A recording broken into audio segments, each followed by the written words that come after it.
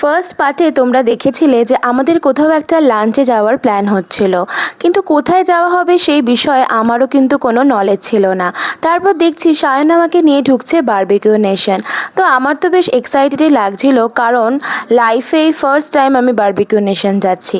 তোমরা হয়তো অনেকেই ভাবতে পারো যে এত পুরনো একটা রেস্টুরেন্ট, তাও আমি কেন এত পরে যাচ্ছি, সেভাবে যাওয়ার সুযোগ হয়ে ওঠেনি।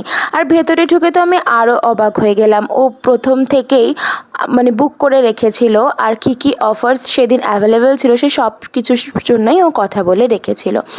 আর সেদিনকে উইকডেজ থাকা সত্ত্বেও কিন্তু বেশ ভালোই ভিড় ছিল, যেটা আমার একটু অবাকই লেগেছিল। আর ওখানকার অ্যাম্বিয়েন্সও আমার ভীষণই ভালো লাগছিল। আমি তাই একটুখানি ওকে বললাম আমার একটু ভিডিও করে দাও, তো আমি একটু ঢং করছিলাম। আর এই যে শুনে না ওর কথা। হঠাৎ করে আজকে বারবিকিউ নেশনে কেন নিয়ে এলে আমাকে? অন্য কোথাও তো নিতে পারতে। না, আমি না একটা চ্যালেঞ্জ নিয়েছি যে তুমি 1 উইক ডায়েট করে তুমি যতটা কমাবে তার ঠিক নেক্সট উইক আমি চেষ্টা করব ওই অতটা ঠিক তুমি যেন আবার গেইন করে নাও। তো it's a challenge for me. শুনবে তো তোমরা? তো ওটাই জন্য আমি আজকে বারবিকিউ নেশন চুজ করেছি। এবং আমি বেশি খাবো না।